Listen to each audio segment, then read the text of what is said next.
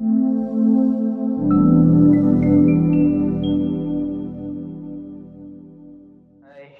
semuanya, selamat sore menjelang maghrib. Ini kita ngobrol sebentar dulu, sedikit. Jadi, gue bakal ngobrol sedikit bersama Ihsan Bisquad di sini. Yes. Ihsan, Ya, kenapa? gimana kabar, San? Alhamdulillah baik, Kak. Ya, alhamdulillah sehat ya. Siap. Lagi sibuk apa nih sekarang nih? Nyiapin kuliah. Nyiapin kuliah. Nah, Ya. boleh ceritain sedikit sama saya, lo itu siapa? Jadi kan sekarang ini yang gue tahu ya, video gue sedikit spoiler aja ya, maksudnya juga beberapa udah pada tahu kan kalau lo ini artis cilik dulunya kan ya, bisa dibilang kayak gitu, dan video lama lo tuh sempat viral segala macam. Nah, mungkin bisa dikasih tahu sebenarnya lo itu siapa sih, San? Bisa dibilang, San. Kenapa emang bisa dibilang lo itu artis atau gimana?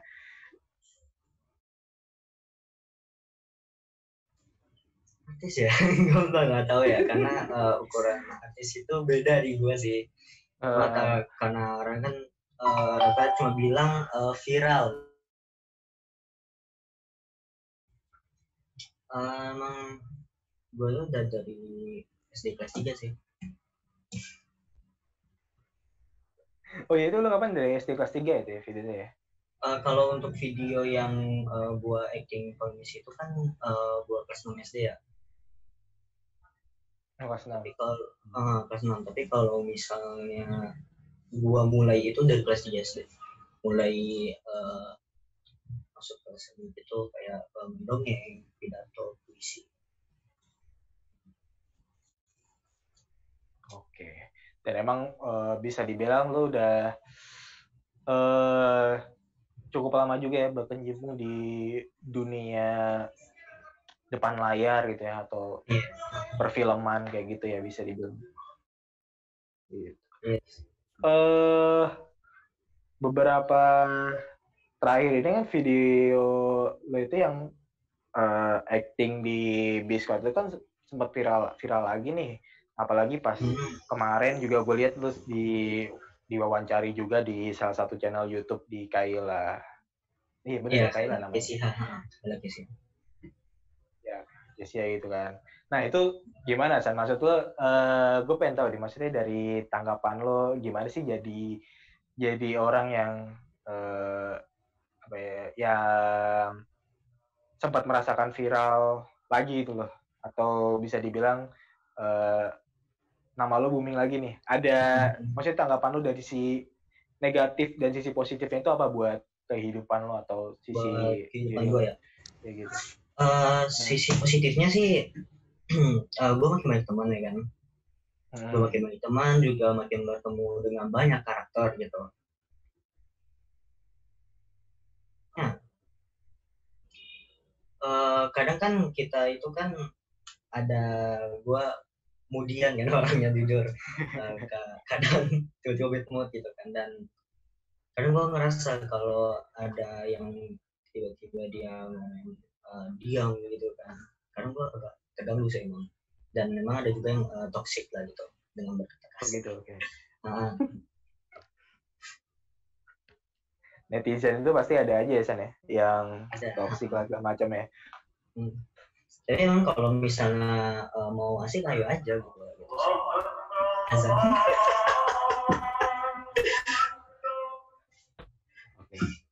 Oke, ini kita sudah azan, jadi nggak apa. Ini kita jeda dulu buat ngobrol santai bareng si Ihsan Bisquad. Jadi nanti kita bakal lanjutin lagi di sesi berikutnya setelah azan maghrib. Dan oke, stay tune. Jadi kita production. Nanti kita lanjut lagi. Oke, thank you. Oke, teman-teman semua, halo semuanya. sorry tadi agak kita jeda sebentar. Kita balik lagi ke di balik layar dari Isan Biswat. Jadi kita malam ini ngobrol-ngobrol santai bersama Isan Biswat. Tapi sebelum itu gimana nih kabar malam minggunya? Semoga malam minggunya bisa berjalan dengan baik ya, dan juga jalani malam minggu yang bermanfaat. Oke. Nah, salah satunya ya bisa dengan kita nonton ngobrol santai ini bareng teman kita Isan Biswat. Oke, San, nyambung Ya. obrolan tadi, mungkin sedikit baik lagi San mengenai gimana sih tanggapan lo tentang viralnya kembali nih video lo yang Biskuat itu. Maksudnya ya, tadi dari sisi positif dan negatifnya. Enak dan mungkin pendapat lo, tanggapan lo gimana? Enak gak sih jadi orang yang viral lagi itu? Gimana sih? Enak sih. enak sih. Seru ya. Jadi follower pasti nambah dong berarti ya, follower ya? Followers ya nambah, terus lebih banyak kurang. Oh iya, masa sih? Jadi kurang? Iya. Karena ya? itu sih sebelum gue private sih, sekarang kan gue private. Jadi sebelum gue private tuh kebanyakan yang mampir doang. Apa jangan-jangan jadi malah banyak haters kan? Karena gue private baru berasa. Tapi ini nggak banyak haters. Biasa ada aja tuh haters netizen. Haters sih haters sih belum ada ketemu sih gue sekarang. Cuma kalau yang toksik ya ada aja. Yang toksik gitu ya. Yes. Terus berarti lo ini tadi kan dari kecil ya, dari SD emang udah berkecimpung di dunia terus juga dunia film juga. Nah, sekarang ini berarti kalau dari aktivitas lo segala itu juga masih berkecimpung di dunia itu, San? Atau gimana?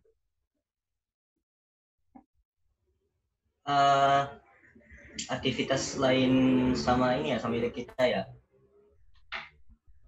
Enggak sih, gue itu aktivitas lain, aktivitas entertain itu cuma di itu sama ide kita production.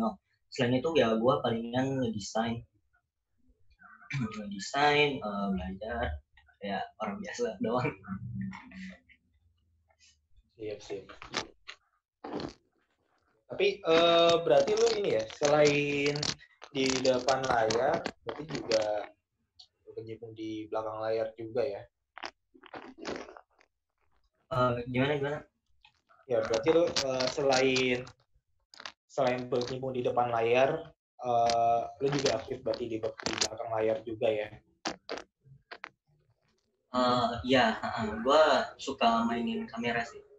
Jadi gue coba gitu kameranya, efek-efeknya gitu. Editing juga, cuma editing gue nggak terlalu dalam. Desain sih paling. Oke. Berarti lu juga ini ya, juga berkecimpung di belakang layar juga ya berarti? Iya. Dan kalau kalau dibilang untuk milih nih, maksudnya yang lo lebih suka di depan layar atau di belakang layar ya? Gua sukanya ya.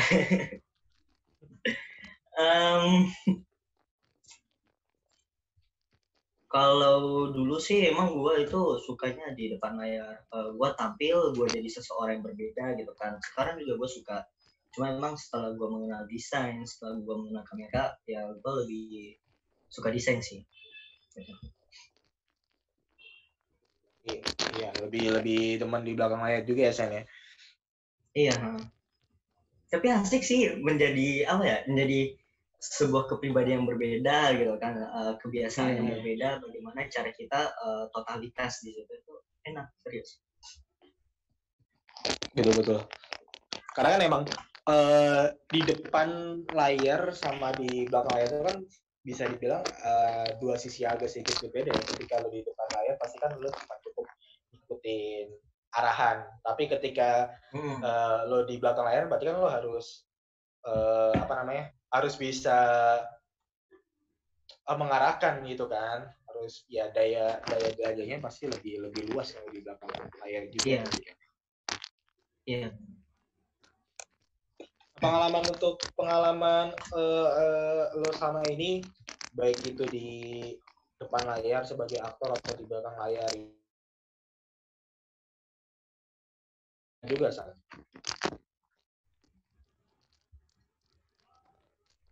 Gimana? Ya, jadi pengalaman lo di depan layar sebagai aktor yang juga di belakang layar tadi itu sebagai ya desain atau direct atau kamera itu berarti udah lama juga ya. Dan udah berapa karya juga mas, maksudnya yang udah lo buat gitu kan, atau nggak apa misalkan kan berkecimpung di bareng sama ide kita production juga kan. Nah itu udah berapa banyak sih kira-kira karya-karya yang udah lo buat baik itu sebagai aktor ataupun sebagai tadi di belakang layar itu? Yang sama ide kita ya banyak banyak sih yang gue jadi aktor, yang gue jadi kameramen, yang gue jadi kameramen, yang ada juga yang gue ikut ngedit gitu kan. Kalau selain di ide kita itu ada juga gue itu ngedit sih, paling ngedit atau kamera juga ya. Gue bilang layar dua itu doang sih paling, sama desain. Ada pernah sempat ini ya, ditawarin untuk main film panjang atau film layar lebar? Kalau untuk film layar lebar sih gue belum ada tawaran. Tapi kalau ajakan buat film bareng ada aja. Cuma gue belum sempat. Oke. Lo ini bisa dibilang kan apa ya, salah satu anak muda nih. Lo umur lo berapa sih? Berarti kan udah ada 20 tahun San. Karena San. Baru masuk kuliah berarti kan ya. Oktober ini 18 ya.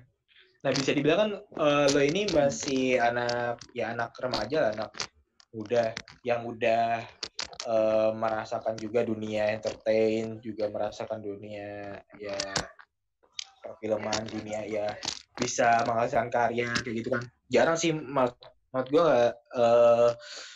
buat anak-anak muda sekarang lu bisa dibilang salah satu sosok inspiratif lah, bisa dibilang kayak gitu. Nah, tanggapan lo mengenai hal tersebut San, maksudnya pesan inspiratif buat teman-teman yang seumuran lo kayak gitu supaya ya masa muda itu bukan untuk berkreasi atau segala macam kayak gitu sih, maksudnya ada apa pesan inspiratif dari lo kayak gitu?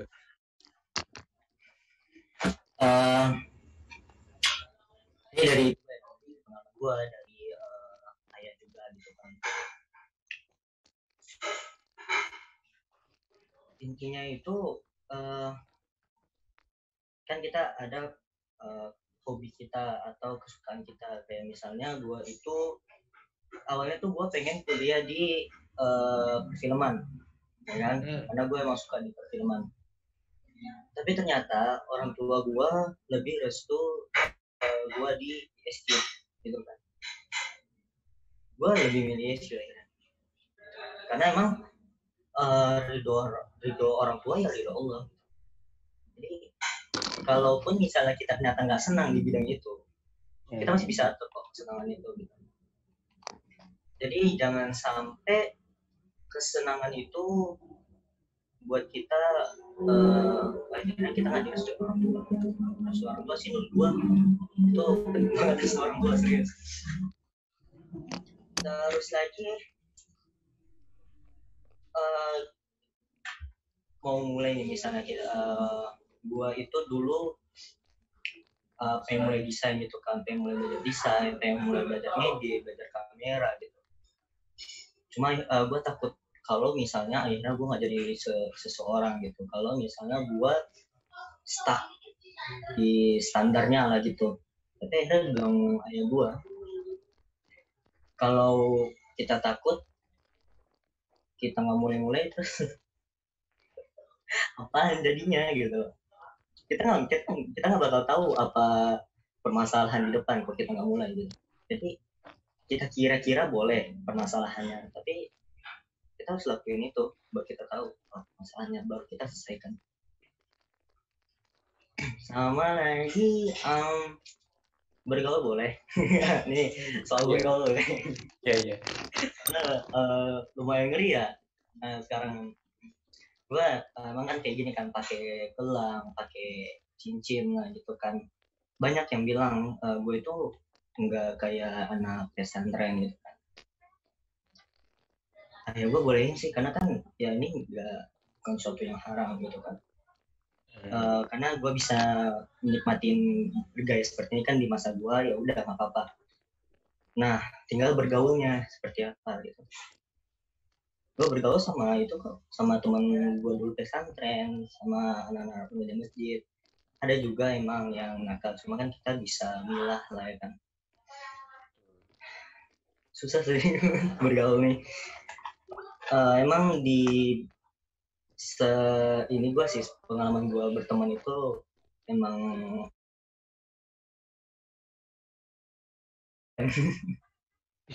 karena sedikit berbahaya gitu. Akhirnya gue unfriend. Oke. Ini menarik juga sih, San.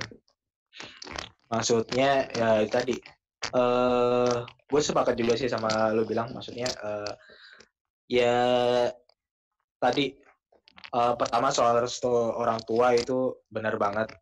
Memang kadang gimana ya, kadang orang tua itu terkadang bisa menjadi hambatan untuk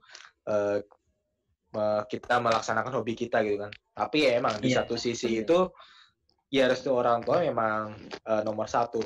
Dan tadi lo juga bilang ya nggak masalah, atau sebenarnya kita pun masih menjalani hobi yang kita sukai kan di luar sana kayak gitu kan.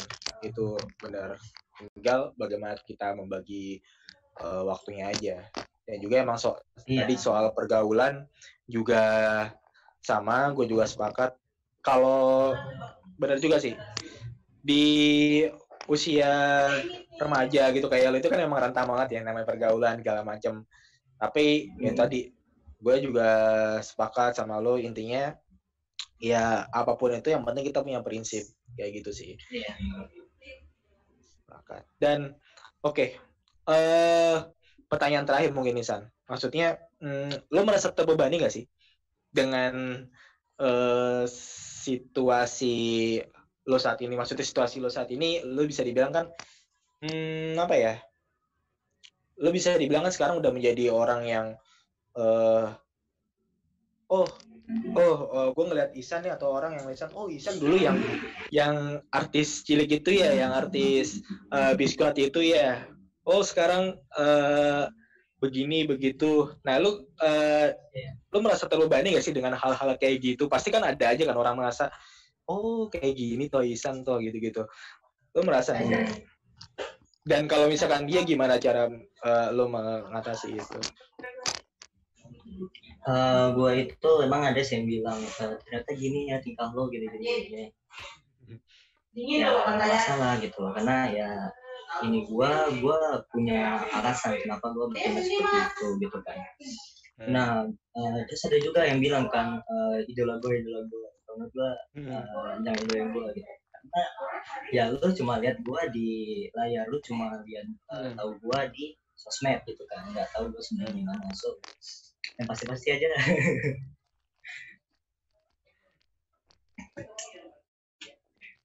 Siap. Oke, jadi intinya lo sebenarnya nggak merasa terlalu terbebani dengan hal itu ya.